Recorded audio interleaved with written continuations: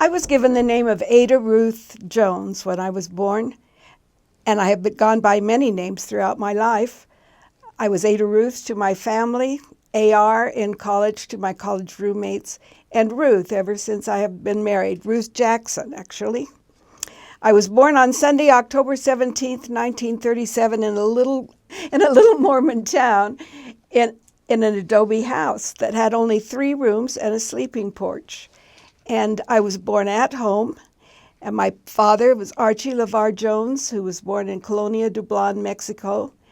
And my mother was Ada Jones. She was also a Jones, who was born in Wales, Utah. We had no running water or electricity or indoor plumbing until I was 9 years old. And so that was just what most people I knew experienced in our area. For the first 9 years of my life, I slept with my 2 brothers, or after they were born, I did, in the sleeping porch. And it would be cold out there, so my mother would put hot rocks in the bottom of our bed, wrapped in towels or sheets to keep us warm when we went to sleep. Verdon was a small town. It had been a ranch that was purchased by 21 families who came out of Old Mexico at the time of Pancho Villa in 1912. And of course, they came out with nothing, so they had to restart their lives, and they scattered throughout Texas and southern Arizona and some to Utah with families. But then they wanted to live the lifestyle that they had enjoyed in Mexico, where they had been united in their common beliefs and their testimonies of the gospel of Jesus Christ. And so these 21 families got together and purchased this ranch. And in 1916, Christmas of 1916, they moved into that little village where each person had a lot in town and a farm property outside of the town. My grandparents on both sides were part of the settlers of that community. And I think in recalling my history that I had a perfect childhood. It was a place where I felt loved and nurtured and cared for by everyone. We called everyone aunt and uncle or grandma and grandpa, even if they were not related to us, but most likely they were, because they were either my father's extended family, my mother's extended family, or a few others, and most of those families had intermarried in some way, so we were related to nearly everyone. My 3 brothers were all born in Verdon. Keith, just a year younger than I was, Lynn, 2 years younger, and then my youngest brother was born 8 years later, just before I was baptized. So you can see that I played a lot of boys' games. We climbed a lot, we ran a lot, we played marbles, jumped off of things, and also my cousin Delwyn would come up with his dad, who was my father's partner in the farm, and we would spend hours playing outside in the barn or the farmyard or the fields. They were all our playgrounds. Some of the jobs that I had when I was a child were mopping the floors inside the house, which wasn't too hard to do because the floors weren't big, feeding the pigs and chickens, ironing pillowcases. That's how I learned to iron, with an iron that was heated on the stove, and you would exchange the iron with a handle every once in a while because it would cool off and you'd have to get a hot iron again. Washing dishes, churning butter, separating cream from milk, and other common farm chores. We did have a couple of pets. We had a dog that we called Spot and a horse that we called Old Tony. When I see pictures of Old Tony, who we loved, I realize how sway-backed and calm he was. So he was a perfect kid's pony. We spent a lot of time with my maternal grandparents, who I called Grandma Sarah and Grandpa, because Grandma Sarah was my mother's mother, of course, and her husband, Grandpa, was the only grandfather that I had that was living at the time. And my father was often out of town on church assignments on the weekends, and we only had one vehicle, so he would take us into town and we would stay with my grandparents over the weekend till he returned on Sunday evening. We had a lot of things that we enjoyed doing with my grandparents. We fed the chickens, we pulled weeds in their large flower and vegetable gardens, plucked chickens that were often, usually actually, eaten for Sunday dinner, candled eggs, shelled black walnuts and peas, and we played a lot of games with our grandmother. Grandpa took us fishing, which I didn't like a lot, but I tried to do it sometimes just to be companions with him. One thing I remember about my grandfather was that he always had to have a bowl of bread and milk. No matter what we had for dinner or what kind of beautiful table was set, we always had a bowl of bread and milk by his plate because he enjoyed that. My paternal grandmother was Elnora Payne Jones, and she was the widow of Frederick W. Jones, Jr.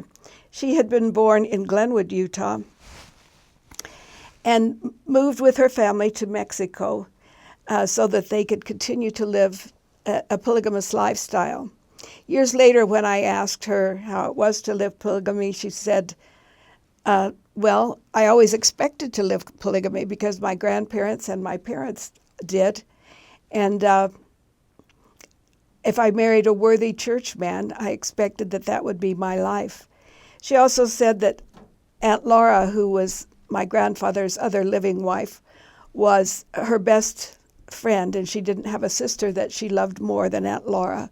And she had made Aunt Laura's wedding dress when they were married just 3 years after Grandma and Grandpa were. I always thought that she must have lived polygamy very well because she was very kind and loving, and I never could tell, as aunts and uncles visited, who were half brothers and sisters and who were whole brothers and sisters. They were all part of the family. One of my good memories is my father reading to me at night. Of course, without electric lights, we used coal oil lights to read by and to light our life in the evenings. And he would pull up the light close to the coal stove and open the door so we could feel the heat, and he would read to me. And I cherish those memories. One of the books that I loved a lot was called White Satin, and it was about a horse. And I searched and searched for that book and was able to find it this last year and give it to our grandchildren. And I don't know that they will treasure that story like I did. Certainly not Michael McVeigh or Harry Potter, but it is Michael Vick, something. Anyway, it's not as exciting as some of the books now, but at that time I thought it was a wonderful book, and I felt very safe and secure with my dad holding me and reading to me in the evenings. My mother could do anything. She cooked, sewed, drove farm machinery, and did whatever was needed to make our home and family run efficiently and lovingly. During my childhood was World War II, and while I know there were hardships, I didn't feel them very much as a child. They were sort of adventures. Like everything was rationed, and our one shared car that we shared with my aunt and uncle who lived in town had a bolted patch on it, so every time the tire rotated, it would make a noise and be bumpy. And so you can tell that they drove pretty slow when we were driving in the car.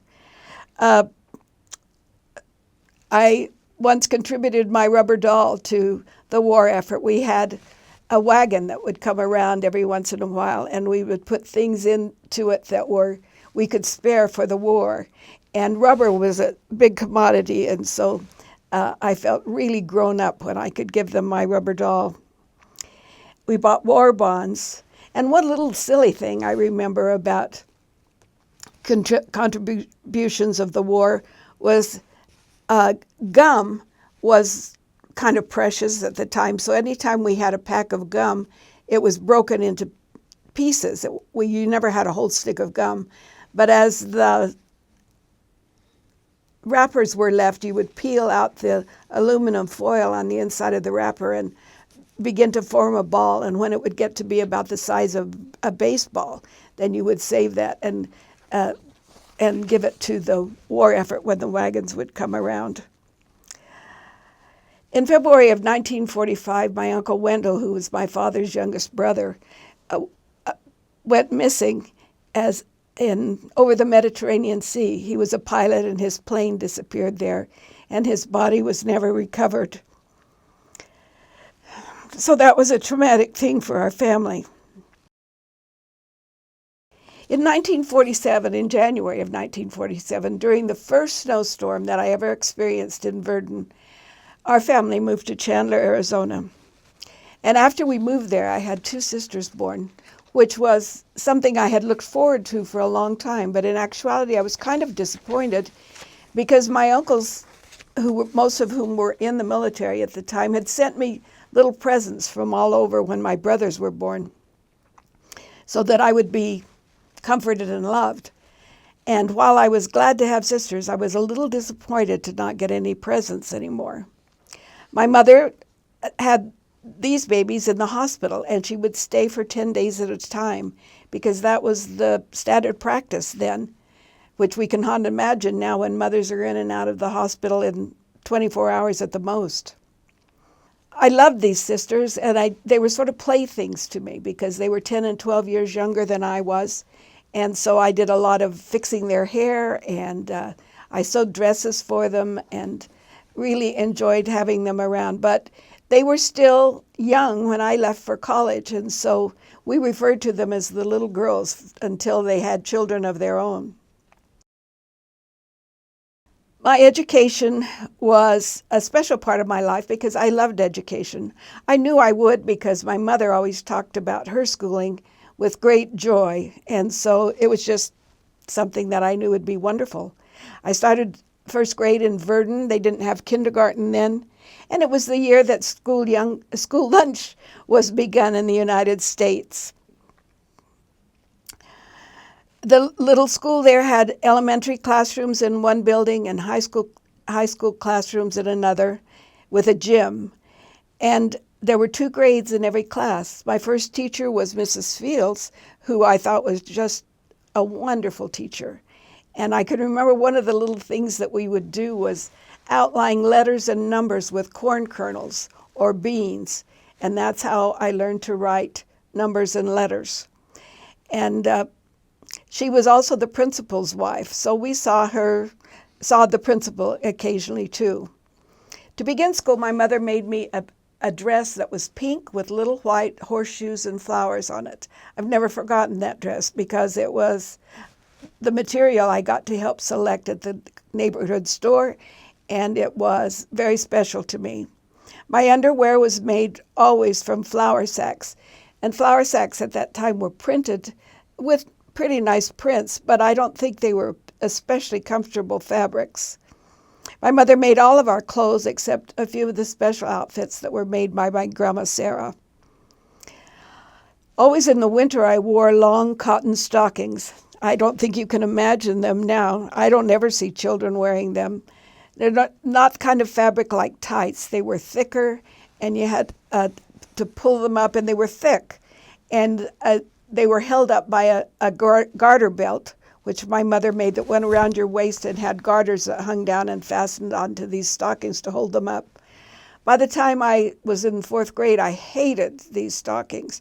So I would wear them when I went to school, but then I would roll them down as soon as I got off the bus so I could be more stylish, I guess.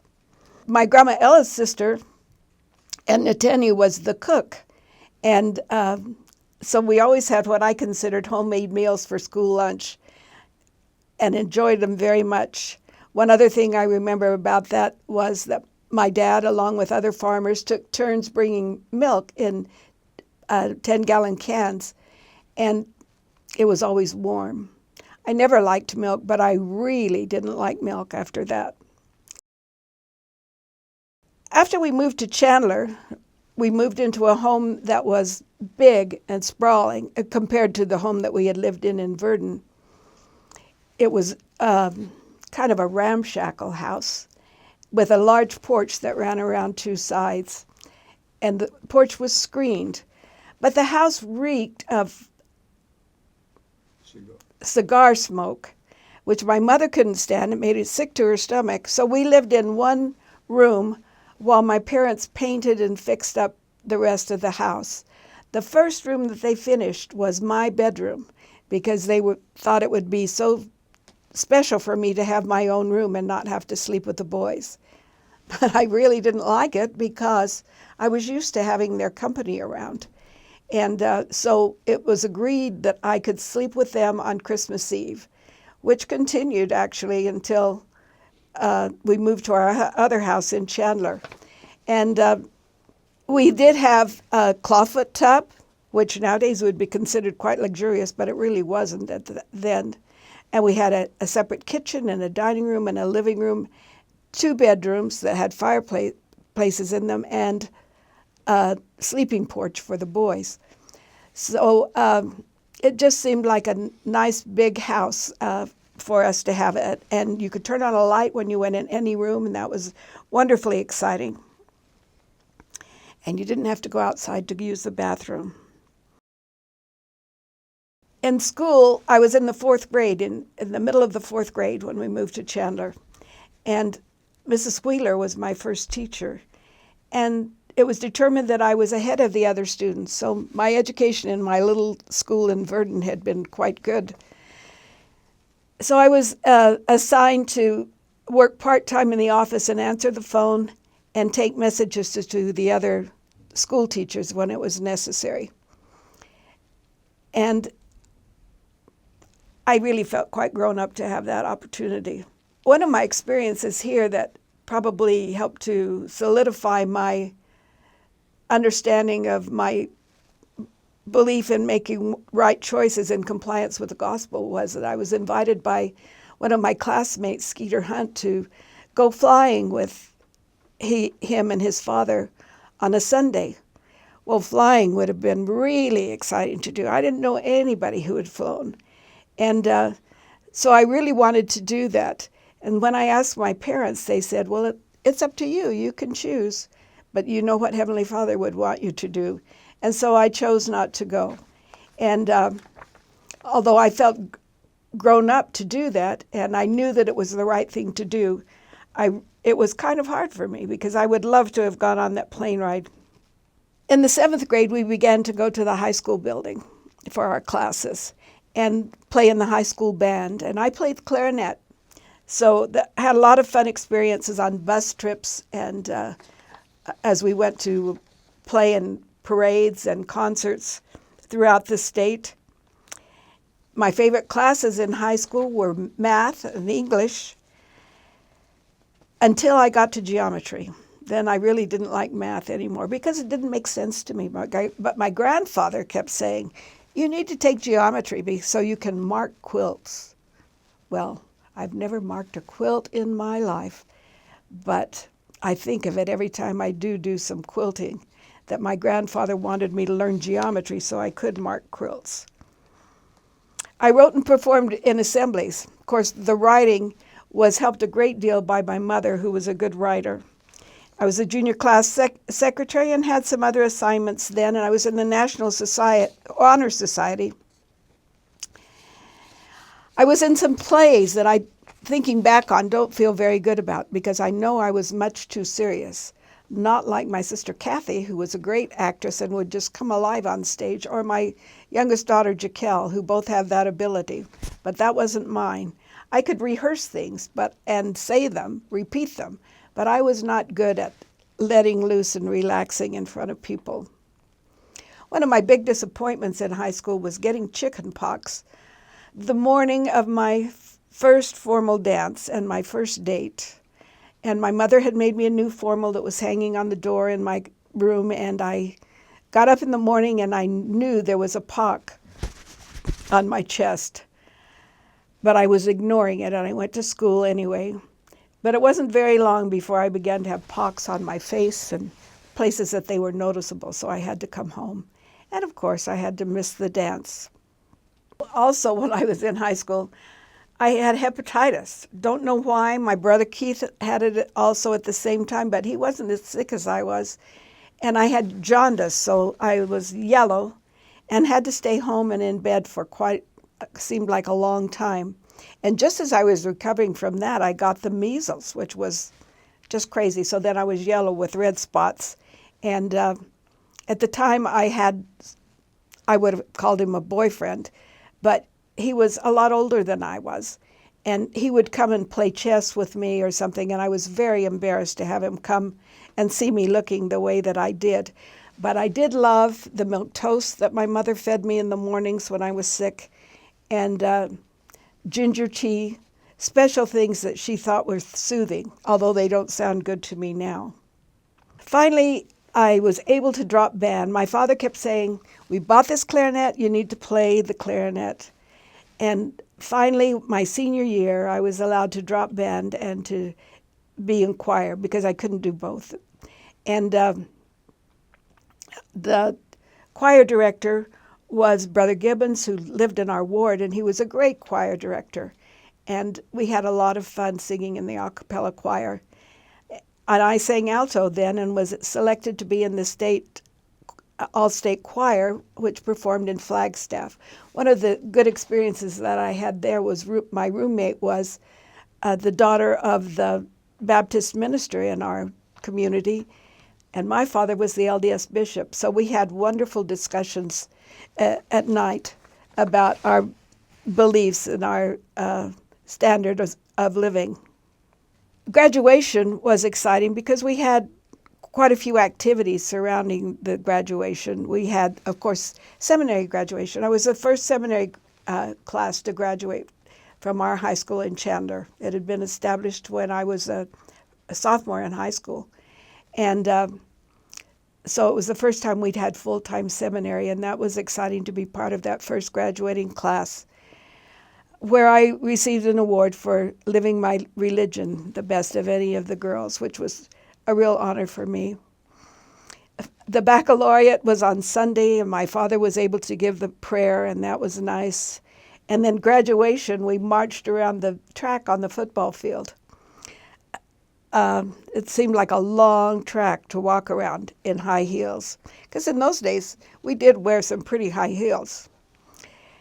But I sang with the choir, and my scholarship to BYU was announced, so that was an exciting evening. In the fall of 1955, I started BYU. We traveled up there with some friends, but none of us wanted to live together. We wanted to live close together, but not together because we wanted to make some new friends. I loved my college experience. In the first year, I lived in Knight Mangum Hall dormitory with 3 other girls in one room, and I learned to get along with some people that had quite different points of view than I did. I auditioned that year and was selected to be in a cappella choir the next year, and so that was a wonderful association for the rest of my college years. Also, that year or the next year, I sang in a quartet for the dedication of Helaman Halls. I thought I'd throw that in there because I forget about it a lot of times. The next year, when I was a sophomore, we moved to Gates Hall, which was a brand new building that had 6 girls living in an apartment. And there we did differently than college people do now. We cooked together. We had a budget. We all contributed to the budget for the food for the week. And the one person who was responsible for meals would be responsible for shopping and planning meals for that week, particularly for dinner, which we would all eat together usually. And Sunday dinner, always we ate together. I learned to like foods that I hadn't liked before, like rice, because I had one roommate from the South who liked fried chicken and rice, and I learned that that was good. I don't know if because we didn't raise rice, we didn't eat it growing up, but it just wasn't part of my lifestyle before then. And I learned that some girls were a lot better at cleaning up than others were because we would rotate cleaning up as well as cooking. And sometimes you learn to bite your tongue and not say as much as you would like to say. But we all became good friends. In fact, just the other night we had dinner with one of these girls after all of these years, and her husband as well, that we knew at BYU. While I was there, I was in a service unit called Spurs that you had to qualify for with academics. And for the Arizona Club, I was float chairman and assembly chairman, way in over my head, but with the help of a lot of other people, got it accomplished. My junior year, I was called as the ward Young Women's President and enjoyed that experience because we did a lot of activities. At that time, Young Women's was in the middle of the week. It was actually called Mutual. And we would do things like having,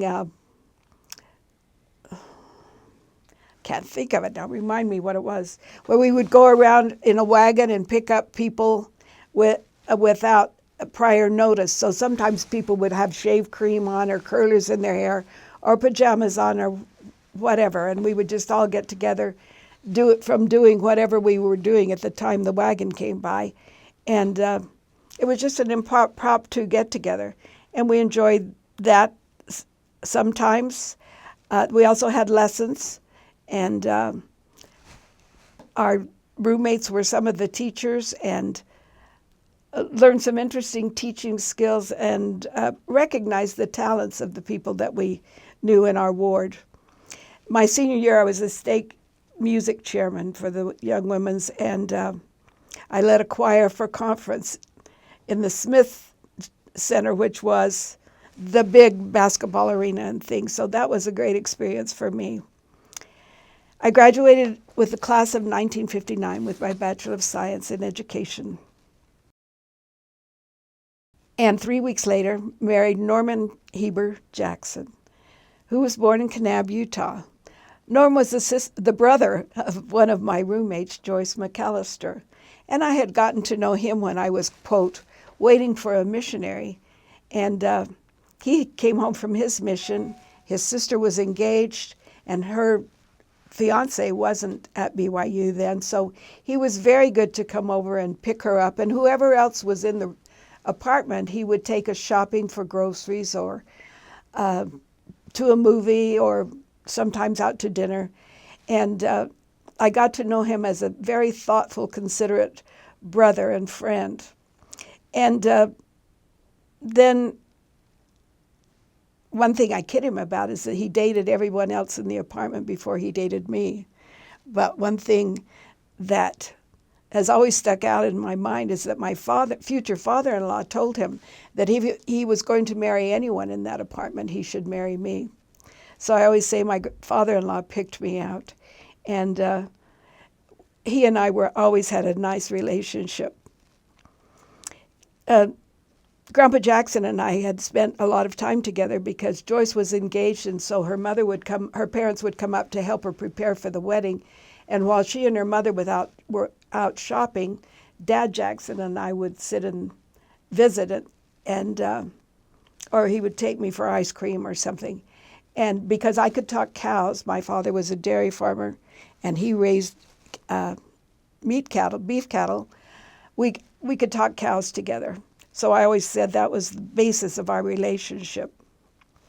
Things I loved about Norm when I got to know him was his very broad shoulders. He was very brown because he was a rancher at that time. And most of all, probably, he had a gorgeous new car. And there were not a lot of cars on campus at that time. And so to be able to have a car to ride around in to get groceries and things was a real luxury. He was so thoughtful of his sister. And the other thing I admired was his gospel knowledge. He could always contribute well to discussions or class lessons. We were married in the Mesa, Arizona temple just 3 weeks after I graduated from college. He'd been patient and waited for me to finish my senior year in college. He was away in the Air Force after having received his commission and also his master's degree at BYU the year before. So we were engaged most of my senior year while he was in California in the Air Force. Our first apartment was in Fairfield, California, where he had been living previously. One of my big adjustments was getting used to quiet. I had grown up in this family of 6 children that was loud. And my mother was funny and sarcastic, so our home was always kind of noisy. Then I had lived with 6 girls and often had other people in the apartments, and so that had been noisy.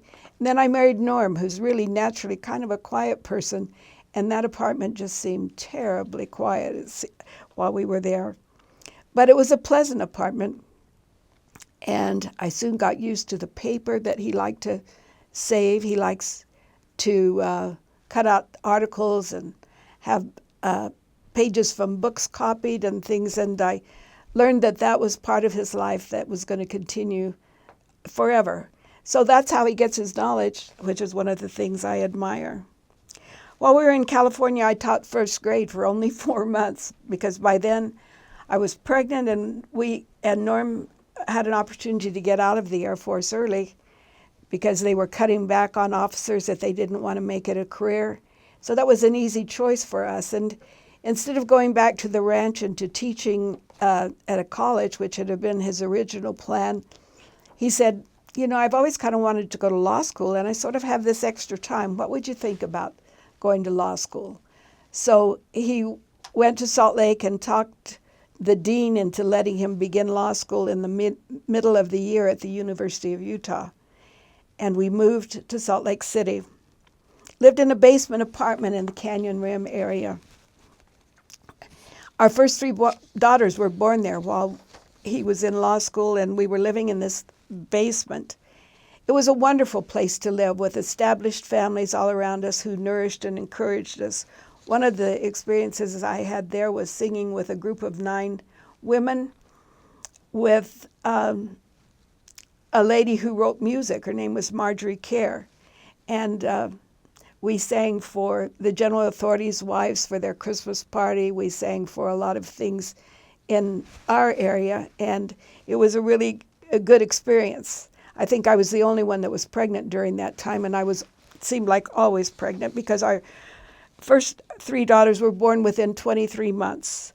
And 10 days after our youngest of those 3 was born, we moved to Richfield, Utah on July the 24th, 1942, where on July the 24th, 1962, when Norm began practicing law with Carvel Matson on Main Street in Richfield. And we rented a home there, which had the luxury of having windows that looked out on a street. Having lived in a basement apartment with windows so small I had to walk upstairs to see if it was snowing or not, it was really a joy to be able to see out. In fact, I remember my mother coming one time and saying, "What are you looking at?" And I said, "I'm just looking because I can." And I enjoyed that a lot. That was a luxury. They also had a washer in our very own apartment, our very own house, so I did not have to go to the laundromat and take my children with the diaper pails and everything, and that was a big luxury also.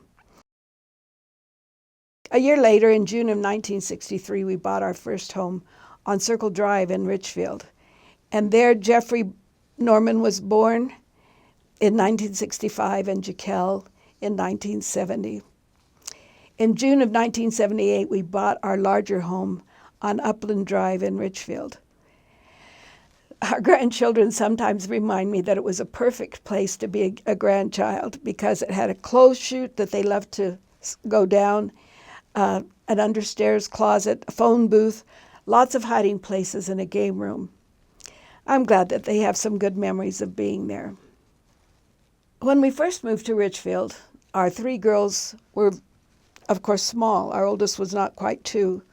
And we soon began to be asked to present programs. And the thing we sang most often was "Thank Heavens for Little Girls," probably as our signature song. I think it's from My Fair Lady, and it became our signature. In fact, we have a picture in our home of the girls with that inscription underneath it because they remember it as well.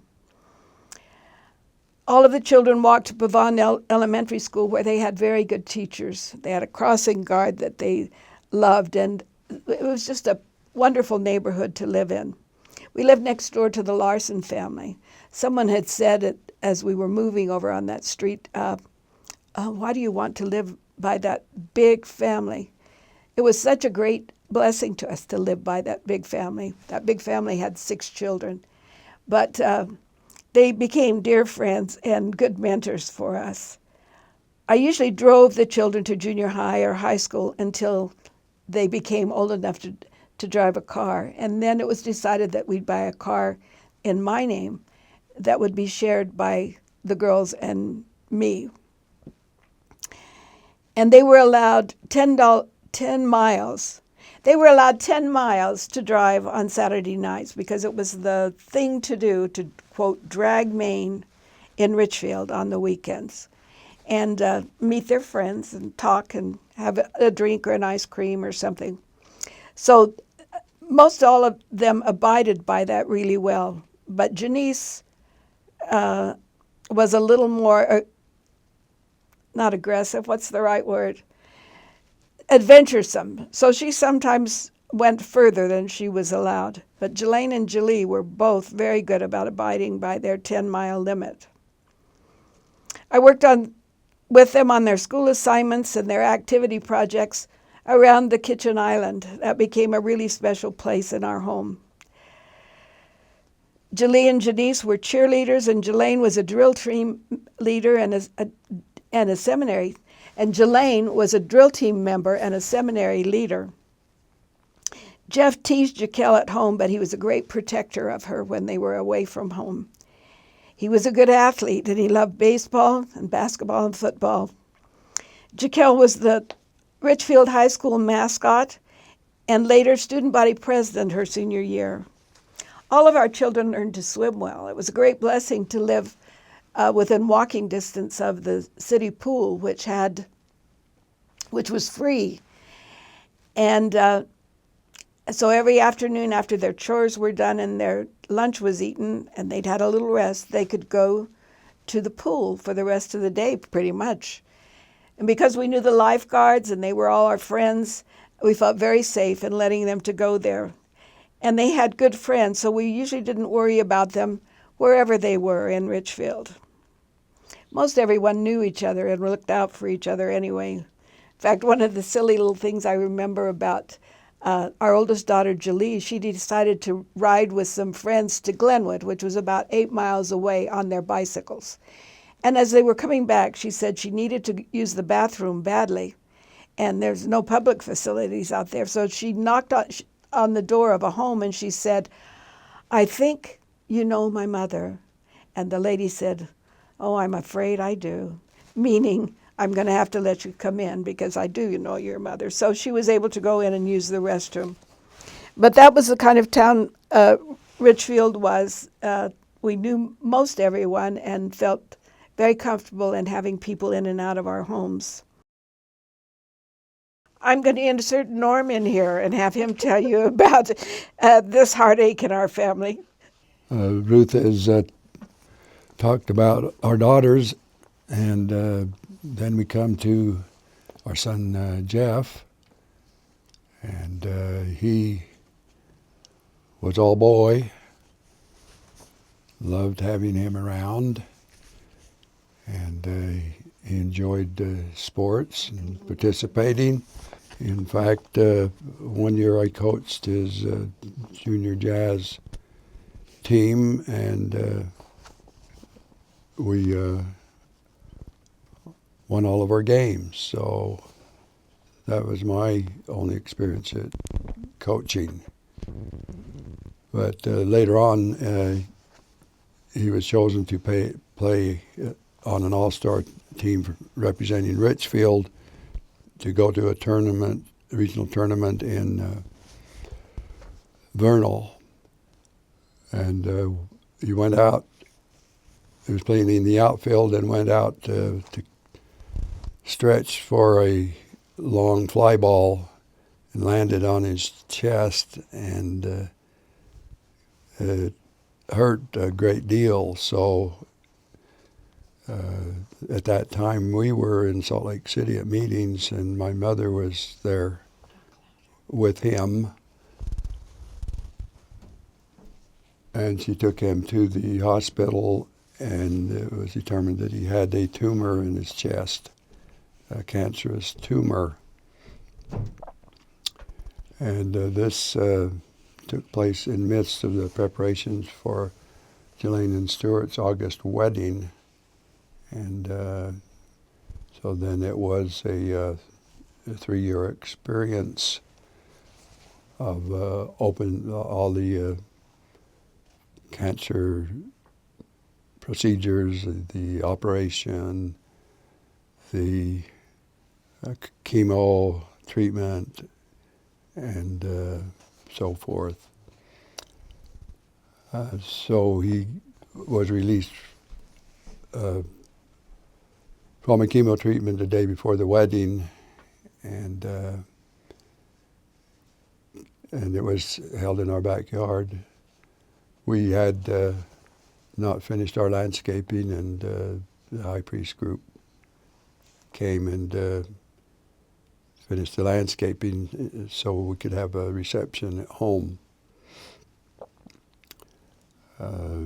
Often Ruth would drive Jeff to Salt Lake on Mondays and Fridays for the radiation treatments, and they would stay in the hospital housing. Jeff took the bus to Jesuit Gym to get some exercise, and he was really good with the other younger children at the hospital, and would visit with them and encourage them, and was proud to demonstrate that he had a zipper in his chest just like they did. There were short periods of remission between the treatments. In the fall of 1982, we learned, after going to Boston to talk to some alternative treatment people, called the macrobiotic treatment, kind of a Japanese-based lifestyle and food. And so we went over to Boulder, Colorado, where Ruth and Jeff stayed for a couple of months. And over there, they suggested they just sleep on the floor, limit the amount of water each day, and no sugar or dairy. Eat a lot of legumes, seafoods, and vegetables. No refrigerated food.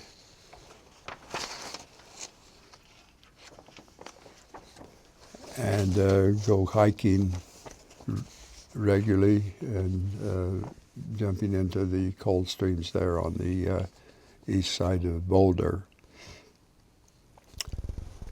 During all of this time, Jeff received many priesthood blessings, and the greatest blessing that he received was that a promise that he would live without fear, which he did. Got into the practice of watching Mass each night before going to bed for sleep.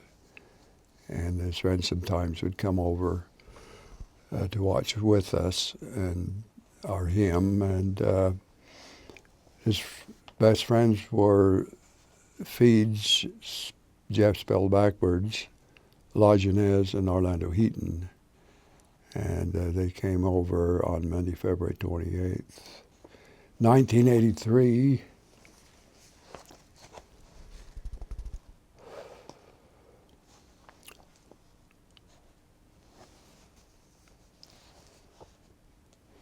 To watch the last episode of MASH. He died shortly thereafter.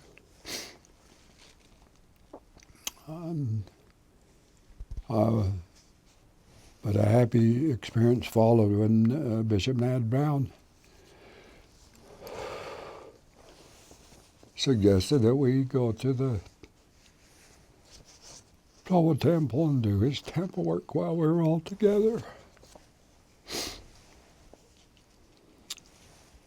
So that was on Saturday, March 5th, 1983, and I was pleased to stand in as his proxy for his temple ordinances. Thanks, Norm. That's what good partners are for, to help us through hard times, which you surely did then. One of the things I wanted to share about Jeff's death was that the last couple of weeks he'd been very weak and in bed.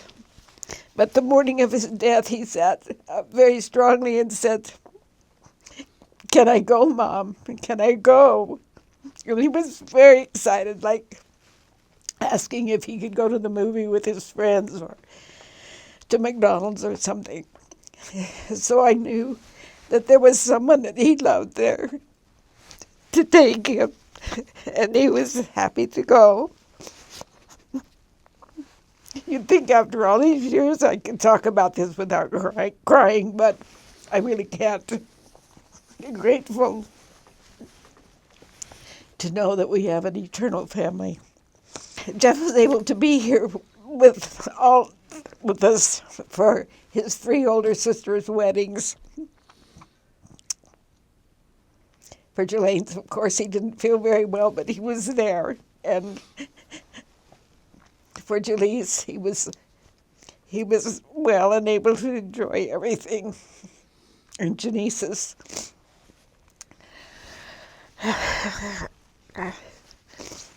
he was able to be there, and we had what I would call a very traditional Christmas. We tried to incorporate everything that we had ever done as a family for Christmas. And my parents were there, and we had matching pajamas for everything. For everyone, I mean. And one of the funny things I remember about that was that Janice and Brian were newly married. In fact, they were still staying in a hotel because it was part of their honeymoon and not staying at home with us. But they came for Christmas Eve, and I gave all the men night shirts to wear because I couldn't find pajamas that matched the rest of the pajamas. So I found these night shirts. But Brian is tall, and poor guy, here he was, newly member of our family, and this night shirt was short on him. And I remember him sitting on the seat on the piano bench with Janice, trying to pull it down and cover his knees all the time. And I've always considered him a really good sport, and felt that he had a difficult initiation into the family. Jelaine reminded me to talk about Jeff putting up the Christmas lights that year because we were preparing for this wedding as well. Jeff was on crutches, and I came up around the corner and over the canal one evening, and here was Jeff on the roof with 2 of his friends, and the lights were on, and they had put up the Christmas lights. The house lights. The Christmas house lights on the outside of the house, which was a surprise and a blessing.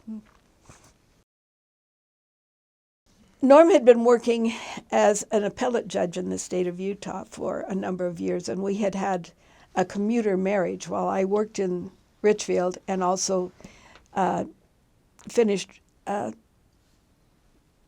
raising Jaquel while she was in high school. And he would leave he always would say if he had his druthers, he would leave on Tuesday morning and come back on Thursday night, and then he could work in the courthouse in Richfield as well and keep up with his state assignments and his writing responsibilities. But of course, there were a lot of weeks that it wasn't ideal.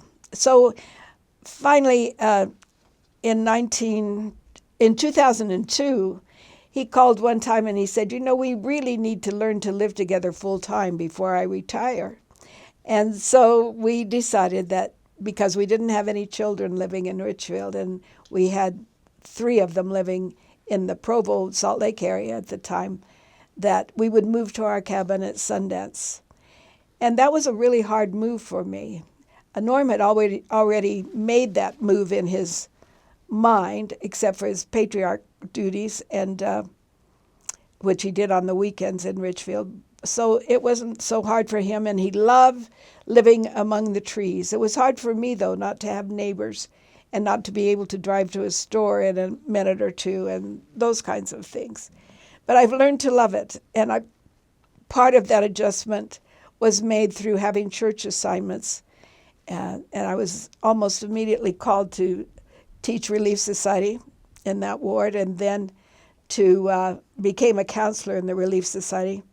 Then was a primary teacher, and probably for the longest time there, I served as a gospel principles teacher, which was a learning experience for me and a joy to work with those whose testimonies were being developed, some of whom had been members of the church for a long time, but who felt that they didn't have a great understanding of the church, and some who were brand new members. And Norm was the ward mission leader, so he was a great help during that time too, and I was called to be a ward missionary as well. Together, he and I served 2 local CES missions, Church Education Service missions, at the Roman Global School, which was a language training school in Provo, Utah, where students from all around the world came to learn English as a second language in preparation for getting into colleges and universities here. And so we taught English through the Book of Mormon. Enjoyed the students there very much. A number of them were members of the church, and we had one conversion story of someone who's become a dear friend who had come to Utah to visit a friend from Ecuador, and he lived in Ecuador, and in Ecuador he had been a doctor and was on his way to France to study medicine more, and had stopped here to visit a friend. And while he was here, he came to Institute, and through that time became converted to the gospel. And we were able to participate in his baptism, later on his parents' baptism, and his temple marriage to a girl who was a graduate of BYU. And so that was a great experience. When we first moved to Richfield, I'm talking a little bit about community involvement. When we first moved to Richfield, one of the secretaries in Norm's office invited me to bowl on a bowling league, which was sort of a big thing in Richfield at the time. A lot of the women would bowl on a weekly bowling league. I had never bowled in my life, and some of them were really quite good. But I did it, and it was a good introduction into the community, and also a good little break from being home with our daughters, because Norm would come home early on those nights, and I was able to have the evening free. I can't say that I ever became a good bowler, but some of them were good enough that they carried us through, and we had a good time. Then, partly because of the associations that I made there, I was invited to be part of the Junior Culture Club. At that time, women's clubs were kind of important part of our community. I don't know if they were all communities, but Norm's mother belonged to one, and I knew a lot of little communities that had women's clubs. And so I belonged to the Junior Culture Club, and through that experience gained a lot of good leadership and organizational skills that were beneficial to me throughout my life. I was able, with Tibby Mill, to organize the first cooperative nursery school, where we hired a teacher and a parent, organized so that parents served 4 hours each month. It was a very nominal charge for each child to attend the nursery school for 3 and 4 year olds. Also, I sang in a trio with Tibby Mill and Sarah Moyes. Tibby's mother, Palma Pearson, was the accompanist, and we very seldom had sheet music. Palma would just start us off by playing a chord, and then we would hear our parts as we sang, and that was very good training to learn to hear the alto part of music. That trio performed in town quite a bit, and also probably our most, quote, prestigious performance was for the state convention of women's clubs in Utah. We organized the first Christmas home tour, which was decorating homes for Christmas that people paid money to visit and get ideas. Originally, at least in my mind, the purpose was to learn how to decorate our homes economically by making most of the decorations. And certainly in our home, that was the case. That first year, Norm cut out a silhouette of Jerusalem that we covered the big picture over the couch with. And we used that as a setting for our Christmas for many years while we lived in that home. And we made chests of gold and frankincense and myrrh to go on the Christmas tree. And we had a lot of greenery from off the Kaibab Forest, which is where Norm's family had the cattle ranch. We always had the most beautiful Christmas trees. The people, in those days, a lot of trees were flocked, and the people who flocked the trees would always comment on the fact that we had the most beautiful trees, because Dad Jackson would pick them out during the year, and then we would go out and cut them after Thanksgiving, and they were beautiful and perfect. So this was a lot of fun, and this first one was in our home on Circle Drive. Then later on, we were asked, after we moved to the other house, we were asked to have another one. And by that time, they'd become much more elaborate. But we had a great committee, and I still enjoy some of the decorations that they made for that Christmas home tour. The three older girls had stayed and guided through the original home tour, and Jeff and Jaquel had been sent to stay with friends during that couple of days, and they sort of resented that, especially Jeff. And so when we did it the second time, in fact, I think that was really the reason we did it the second time, was because he wanted to be able to host. And so he was old enough then that he was able to participate, and Jaquel as well. And so they felt that they had their fair opportunity to be part of that experience.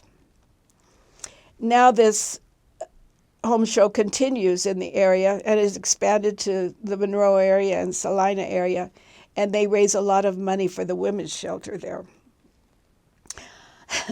One of the difficult experiences was being on a committee to encourage local movie theater, local movie theater to advertise the content of the movies correctly, so that parents could make an informed decision about whether their children should see the movie or not.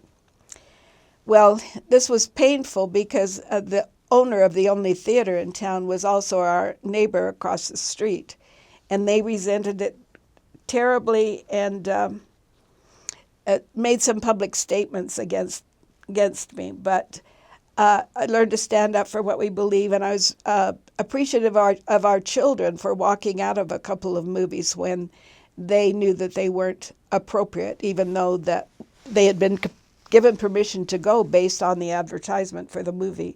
But they learned to discern for themselves what was appropriate. That standard was adopted by the city council, and it remained in place for many years. In the year 2000, I was president of the Richfield Chamber of Commerce after I had gone back to work, and that was a good experience working with local business leaders. I really had my first political venture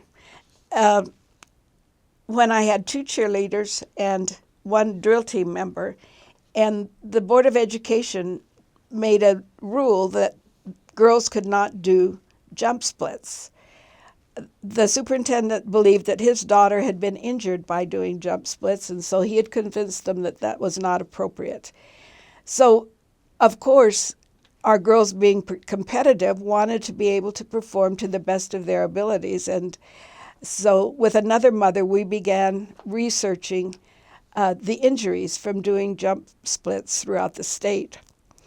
I interviewed doctors from Brigham City to St. George, got a lot of information, and made the presentation to the school board that showed that there were a lot fewer injuries from girls doing jump splits, in fact, hardly any, compared to boys playing football.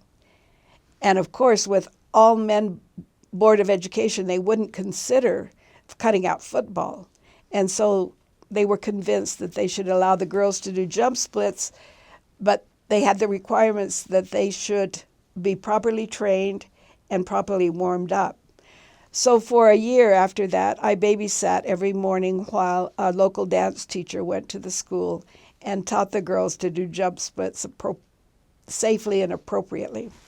It was probably a good thing, and it was certainly a good experience for me. After that, I was elected to the school board in 1982,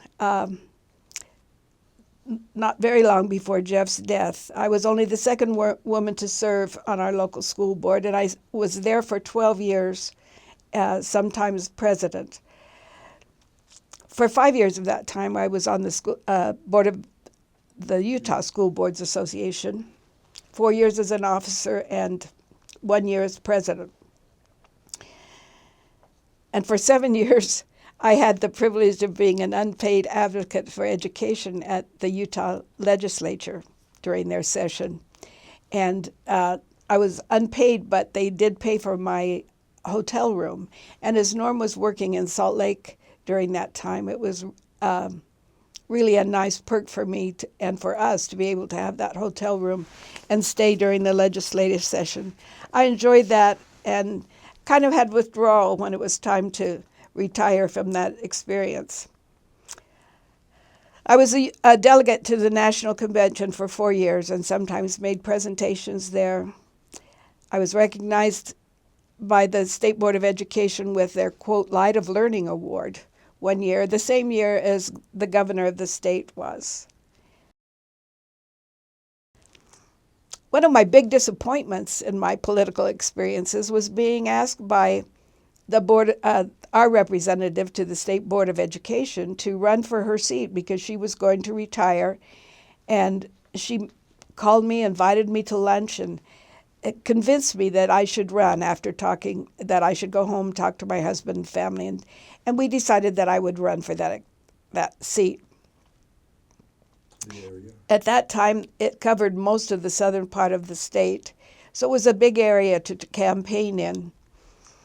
But it was mostly a good experience. But the very last week before the election, she decided to run. She decided to run against me. I think convinced by some of the Education Association people. And so the Education Association took a stand against me on the very last week before the election. Our local paper came out with no time for any rebuttal, with a letter saying that I didn't live in the district. This paper had quite wide circulation among the local counties, and there was no chance for me to reply to that. And I lost my local area, which was a big disappointment, even though I won St. George area, which was one that I had worried about. I didn't make the board and was disappointed for a little while, but learned that the Lord had other things in store for me. And I was soon invited to be what I call the token rural representative on a number of boards and commissions. I was a trustee for the Utah Partnership for Education and Economic Development for several years. I was on the board of the Center for Rural Life. This office was housed at SUU and had great experiences with the university during that time as we worked on ways to strengthen the quality of life and enrich the lives of those who lived in the rural areas of the state. I was invited to participate on the Centennial Values Commission. This was a commission appointed by the governor to determine the values that we should emphasize for the next 10 years in our state. One of the things I remember about that experience was being challenged to invite someone to lunch during the following month that we would not ordinarily associate with. And I invited the minister of the Baptist Church in Salt Lake City, who is African American. He's a very well-respected man, and it was a great experience to get to know him and to realize that even though our points of view were not always the same, we did have the same underlying values. And we were concerned about the same things with our families and our communities. And he is a well-regarded man to this day. I was on a committee that was chaired by Senator Bob Bennett before he was the senator, that produced a report called The Shift in Focus for Education. This was to be an outline for education for the new millennium. And that also gave me many opportunities to associate with people that I would not otherwise have known. Bob Bennett was one who had been accused of being deep throat at the time of the President Nixon's political scandal. And so after we had completed the work of the commission, I wrote a note thanking him for the opportunity to be involved and expressing appreciation for his leadership and direction, and said, I'd love to have a chance to visit with you sometime. At that time, he was doing Franklin Planner, which was an organizational product and way of living that you organized your life and kept track of it and identified your goals and things. And so within very few days, his secretary called and said that he would like to invite Norm and I to lunch. And I thought how well he exemplified the principles that he taught with the Franklin Planner of identifying priorities and following through with them. So I always admired him for living the standards that he espoused. Then I was invited to be on the Utah Commission for Women and Families. Utah was the only commission in the states that had included families in the name of their commission. Most of them were the Commission for Women. And these commissions were established nationally in the time of President Kennedy. And most states and large cities had commissions of women. And so I was on that commission for several years and became a delegate to the National Association of Commissions for Women, and was on that board for 4 years and president for 2. And associated with women from across the country that had very different points of view from me, but yet whose friendship I value greatly. In fact, I keep track of one on Facebook and on Christmas cards. And she is such a liberal, and which is a completely different perspective on life than I have. And yet I consider her a dear friend and someone that I greatly admire. And I learned to know her through the National Association of Commissions for Women. During part of that same time, I was invited to be on the BYU Emeriti Board and became president of that organization. And as that responsibility, part of that responsibility was being on the alumni board as well.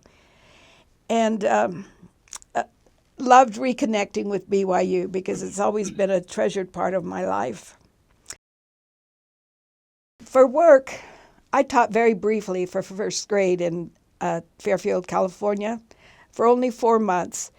And I remembered that as not too great a time because I had done my preparation for teaching with 5th and 6th graders.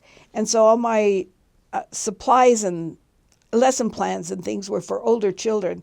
So I remember that time as a time of a lot of work and preparation, and I never went any place in the car with Norm that I wasn't working on a project or something for school. And yet I did enjoy the first grade children because they did love their teacher. One of my learning experiences there was I established having prayer in school. And of course, it didn't have to be an LDS prayer. It could be whatever they believed in, they could say, but I was called into the principal's office one time, and because they monitored our classrooms, and he said that I shouldn't be doing that. I think I was kind of surprised because I had done my student teaching in Utah and one school in Arizona, but the school in Arizona was a Jewish school, so they did that practice as well. And the Utah schools had prayer in classrooms, so I kind of assumed that that was okay as long as it wasn't a prescribed prayer. But I learned that it wasn't, and that there were values very different than mine. And yet families loved their children and wanted them to succeed. They were doing some experimental things in that district, and that time was report cards, and a child could get an A and yet be in the bottom part of the class if they were striving to do their best. So it's been interesting to watch the way that grading has evolved through the school and the school years, and the different ideas that have come about to be fair in grading practices. In 1995, I was hired as the founding director of the University Center in Richfield. And this was a center that brokered for classes from Utah State, Snow College, SUU, BYU, and the U of U for non-traditional college students that lived in Richfield. And it was really exciting to get that organized. I remember walking in the first day of my employment, and he said, "Oh, this is your office. You can make something from here." And it was the abandoned science classroom with a computer in it. And I really didn't know very much about computers, and so I hired a high school student to come for $10 and teach me how to use my computer. And from there, I began to hire staff and to build and organize the University Center, which was an exciting time and most rewarding because of the comments that students would make about how grateful they were to be able to complete their college degrees there. One of the programs that we did most successfully was partner with the Sevier School District to enable their teachers to get their master's degrees. Most of those classes came from SUU, with a few from BYU and some from the University of Utah and Utah State.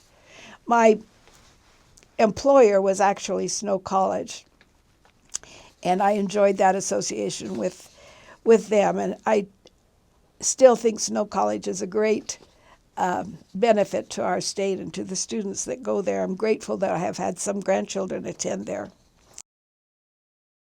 The LDS Church has always been a guiding force in my life, and my parents were married in the Arizona Temple a year before I was born, and so I always had the safety and security of knowing that I was part of an eternal family. They always held church callings and were involved in a lot of things, and they involved us children in some of those things, particularly helping my mother prepare for her many lessons, because at that time handouts were a big thing, and she did a lot of work on handouts. I remember helping her make and use a hectograph, which was an early day sort of copy machine, and she would mix glycerin and gelatin, let that set in a cookie sheet overnight, and then put a purple copy of whatever she wanted to copy later on top of that, and let it sit a little bit till the gelatin absorbed the ink. And then you could make up to 50 copies by putting a new paper down and letting it sit a minute, rubbing it, and then pulling it up, and you could make up to 50 copies, and I helped her do that a lot. My mother was also known as a great speaker in the church, and she gave lots of speeches in the area and later in the church. She was the Mesa Stake Relief Society president, and then was called to be on the Relief Society General Board, which was a new thing for the church at that time, I think they called 4 people at about the same time who came from different regions of the United States and didn't live in Salt Lake City. And both of my parents were temple workers. My father was usually in ward or stake leadership positions. He loved the 70s, and he was disappointed when the church did away with 70s quorums in the stakes, because he felt that that was such an important part of missionary work, and that had been a love of his. But of course, he sustained the general authorities in their decision and learned to appreciate the fact that the church had grown beyond the use of 70s as they had originally been and as he had originally been involved. He was on high councils, he was a bishop, and he was a patriarch and gave 3 of our children their patriarchal blessings. And then he was a sealer in the temple, sealed many of his grandchildren. One of the stories that my parents often told me was that I was one of 8 babies that was blessed in sacrament meeting in November of 1937, and that my father had said afterwards to my mother, "Do you think the other parents were disappointed that their baby wasn't as cute as ours?" Of course, the typical father who would have that point of view. I was baptized on my birthday in 1945 in a big ditch or canal that ran beside our home, and all of my living grandparents were there. Grandma Ella had a big warm towel that she held close to her until I came up out of the baptism water, which was cold in October. And she wrapped that towel around me, and I've always thought of that as sort of like the Holy Ghost, wrapping us with a big warm hug. And then we had a dinner, and it was a really special event. I felt very grown up and blessed to be able to be baptized a member of the church. At that time, they didn't confirm us immediately, and so it was the following Sunday until I was confirmed. And my mother had made a new skirt for me that had wide straps and a blouse, and we took a picture together beside the ditch after church that Sunday. My first church calling that I can remember was teaching a primary summer class. At that time, primary was held in the middle of the week, and I think I was 16 when I was asked to teach this class. And several weeks into the experience, a stake visitor came to observe, and of course I was quite nervous about that, but was relieved when she told my mother that I was cut out of the same cloth as her, because my mother and my grandmother were always considered great teachers. So I felt confident that I could be a teacher after that. Also, when I was 16, I was called to lead the singing for Sunday school. And at that time, Sunday school was a separate meeting, and it had opening exercises with 10 minutes of singing time each Sunday. And it was my responsibility to prepare that singing time and to practice songs, have the congregation practice songs.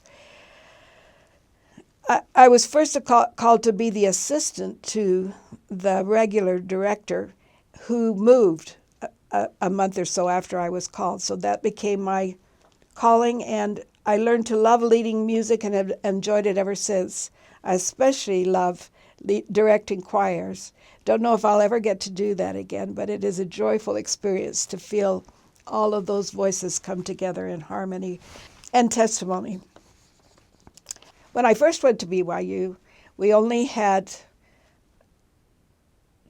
2 big branches, and we met in a very large building. In fact, I still passed the sacrament the same way that we were taught there, because so we could be efficient. You didn't eat the bread or drink the water while there. You just took it and passed the tray along.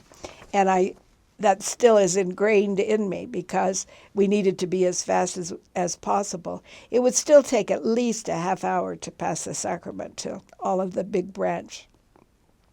When I was a sophomore, the wards were organized at BYU, and I was in the 16th ward, and Bishop Ernest Wilkins was our bishop. He was the son-in-law of President Lee, President Lee wasn't president of the church at the time, but he was an apostle. And he would often just show up at the back of our meetings as he was returning from a church calling assignment, and just sit there without being recognized as he had come to visit with his family members.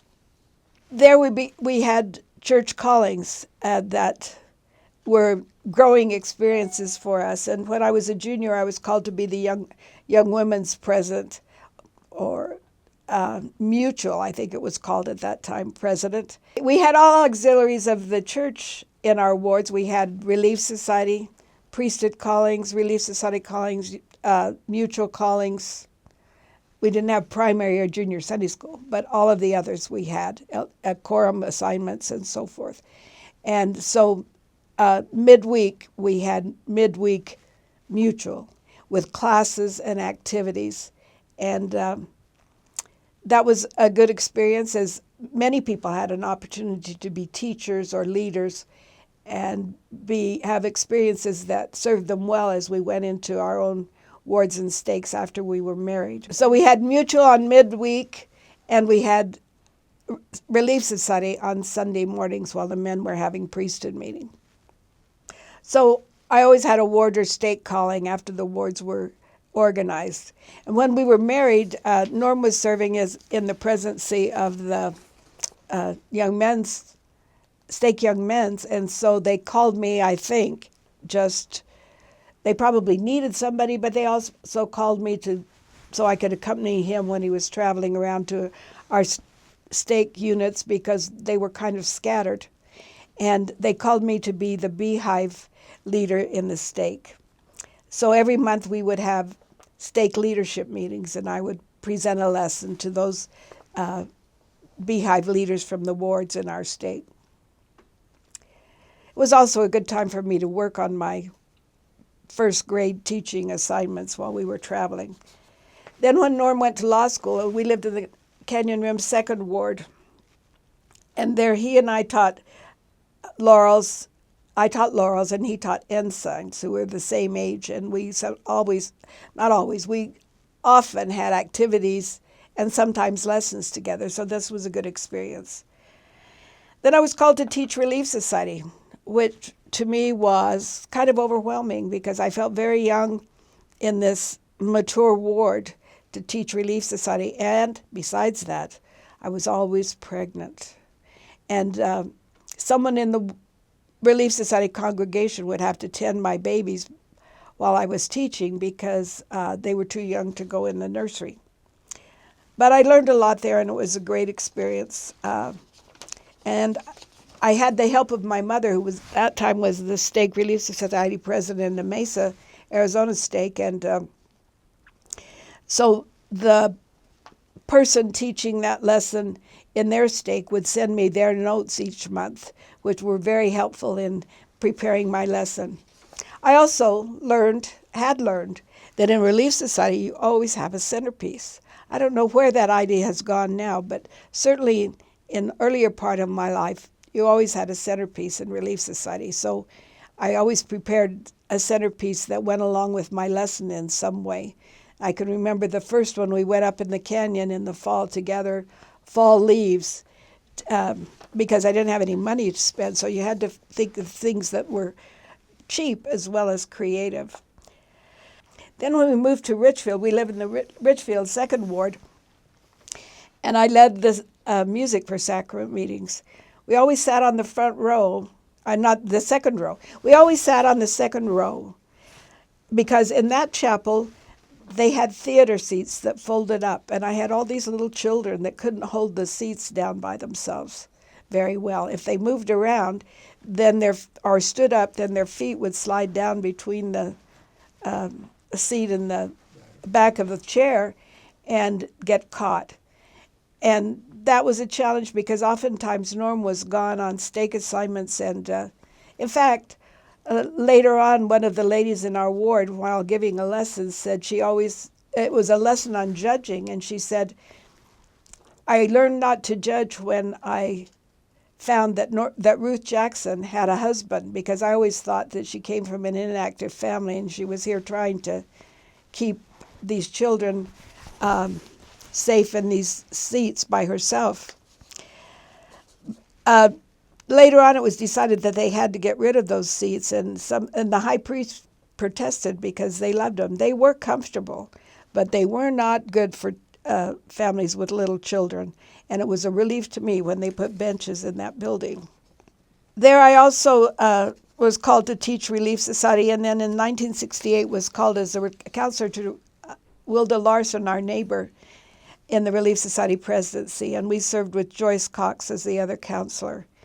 In 1972, I was called as the State Relief Society counselor to Barbara Oldroyd, and Dolores Ryder was the homemaking counselor. They were great examples to me. During that time, I wrote the pageant for the centennial of the stake for their centennial celebration, and initiated the Women's Fine Arts competition after hearing the idea at Relief Society Conference. At those times, we had Relief Society Conference in the fall of each year, where we went for 2 days to Salt Lake and were trained on Relief Society principles and lesson ideas and things. We also had stake board meetings every month. Not only board meetings, but stake meetings, leadership meetings, and all the leaders and teachers from the wards would come together to be instructed by us and encouraged in their assignments as teachers and leaders in the ward relief societies. We had 10 or 12, I can't remember exactly how many people were on the board, but we had one for every class that was taught in Relief Society, which would be there was a spiritual class and a homemaking class and a social class where we talked about the histories of the world or literature or things like that. And then we would also have music directors and secretaries. So every one of those would come to these leadership meetings and have an opening exercise and then divide into departments and share ideas for the coming month. And those would go on for 9 months of the year. So for 10 years, I was involved in doing those, and my children learned to come and help me move tables from another building to the building where the leadership was held for reception, for refreshments or displays or things like that. This fine arts competition, we had judges, and we published a book of the writings of people and drawings of people who participated. And then we had a program where we recognized the winners. And this program continued for many years in both stakes after the stakes were divided. In 1977, I was called as the Richfield, Utah Stake Relief Society president, with Sandra Breinholt and Carolyn Scott as my counselors. I never will forget that time because the stake had been divided that day. So the meetings I'd had some responsibilities for the meetings in preparation. I was tired anyway, and then I was taking Jelaine and a group of her friends up to the drill team camp in Snowbird. So driven to Salt Lake and called Norm to tell him I was on my way home. And he said, well, the new stake president had called and wanted to meet me at 6 o'clock in the morning.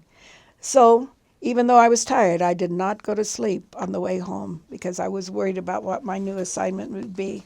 And then the call was given to the Relief Society. One of my really special experiences during that assignment was a year or so after we had served, Carolyn was called to be the Ward Relief Society president. So I had to select a new counselor. And I didn't know who to choose, and the stake president challenged me to choose someone outside of my own ward or people that I knew well. And so he gave me a list of women from the stake, and I looked at that list and prayed over that list and fasted over that list and came up with the name of Dorothy Andrus, who lived in Glenwood, a town that was about 8 miles away from Richfield. And I didn't know her well. I was aware of her, but she was fairly new in the area, so submitted her name to the stake president for approval and was denied because they said she was a leader in the young women's in their ward and they wouldn't release her. And so I went back to my list and I still kept coming back to her name. So unbeknownst to me, my husband, who was the high councilman at that time assigned to be over Relief Society, had called the stake president when he was out of town at meetings and had said to him, discussed with him, the idea that each person who's given a calling is set apart and given the authority or the insight to guide that organization for which they have responsibility. And after their discussion, President Huntsman decided that they would ask for Carol and for Dorothy to be my counselor. And shortly after she was called, she shared with me the fact that she had been praying that she could be released from her young woman's calling because it was conflicting with her daughters. And she was very grateful to have been called into Relief Society. So I felt that I knew that the Lord had guided me to her name and that he was in charge of the work of Relief Society in our stake. 2 women had been praying for a righteous outcome, and it had been granted. I served in that position until the fall after Jeff's death, which gave me something to hold on to during that time, because I had to keep a good face while I was working with these wonderful sisters throughout the stake. And they sustained me many times too. And my stake board was exemplary in sustaining and encouraging and uplifting and in doing their work so that I could serve well. I also saw wonderful experiences of sisters, examples of sisters who served during times of great difficulty and challenge in their personal lives. After that service ended, I was called to be the regional birth parent for the social services in our region. And that assignment required me to make presentations to priesthood and Relief Society leaders throughout the region and also work with young unwed mothers and their families. And that was a learning experience as well, as I recognized the importance of spiritually preparing for the birth of children and making the right choices about their future. I think it also blessed me in future years when our youngest daughter and her husband were able to adopt a son, and I could empathize with the family that birthed him and gave him to their arms, as well as with them, and saw the great joy and know the great joy that he is to our family now. As I said before, my life has been guided by the gospel always, and it has given me comfort and security and guidance throughout all of my experiences. My parents exemplified dependability in their church callings and their work efforts and everything that they did. And my piano teacher, Sister McBride, one time counseled me very strongly to be dependably. And she did it so strongly that I've never forgotten it. I remember, too, how upset my mother was when I came home and said, Sister McBride said that I should be dependable in my life. And she said, well, duh, we've taught you all your life to be dependable. How come you remember that? But for some reason, it stuck with me. And I hope that I have learned that and modeled it dependably. My life has always been guided and blessed by the gospel of Jesus Christ. It can be quickly summed up by reviewing my patriarchal blessing and some of the promised blessings given there. I didn't receive my patriarchal blessing until after our 4th child was born. In fact, it was Mother's Day the next year in 1966 that we went to the patriarch in Richfield for that blessing. And in it I was told that I chose my parents and I chose my husband in the pre-existence, and that I chose wisely. At that time of busyness and growing challenges, that was a great validation for me to hear that. And I've always appreciated that line in my patriarchal blessing. I was promised that I would work with and bear testimony to thousands of youth. And that seemed like a far-fetched promise. But in reality, I worked in music and Relief Society most of my life, and I thought, when is that time going to come? But a few years ago, Norm and I were called to serve at the MTC for 3.5 years with missionaries in different branches as they prepared to leave on their missions. And that was literally fulfilled many times over. It also said that I would travel far afield. And I wondered about that, but I've been privileged to travel to many countries with Norm for pleasure. I've spoken English to master's students in Guangzhou, China, at a university there. And I helped Norm teach democratic principles in Moldova for a while with students going to law schools as he worked with developing law schools in that area. One of my favorite memories about that time was preparing students to choose a jury in the afternoon following the morning lessons. And as I was talking with them about what they'd be doing, one of the students said, "Why would I choose a jury? I can bribe a judge." So that gives an indication of the thinking of the people of that time, because they had only been away from communism and that as a separate country for 19 years at the time that we were there. And it was a good reminder to me that we take many of our freedom principles for granted. I was promised that the priesthood would be exercised in my home and that I would recognize the power of it. And that line is one that is stuck in sort of at the end of my blessing. And I would sort of disregarded it because I thought I've always valued the priesthood and had many blessings in my life. My father, my grandfather, my husband have all exercised it appropriately.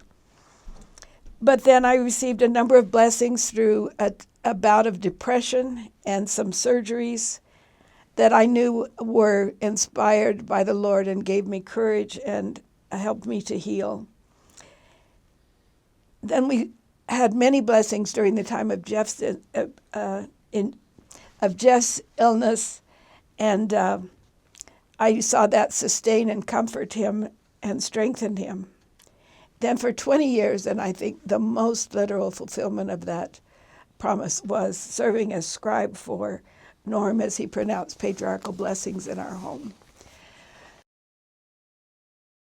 I am grateful for the gospel of Jesus Christ and for the guiding influence that it has always been, and I hope that it always will be to my descendants, whom I love and cherish at this time.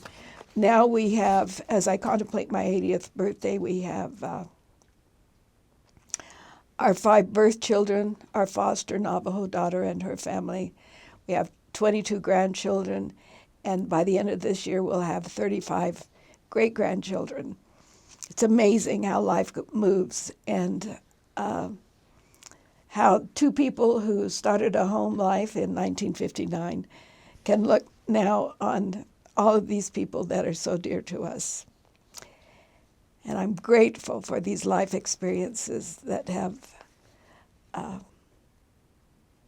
because I feel like it has been a charm. I'm grateful for these life experiences, and I know that I have been blessed to have a charmed life.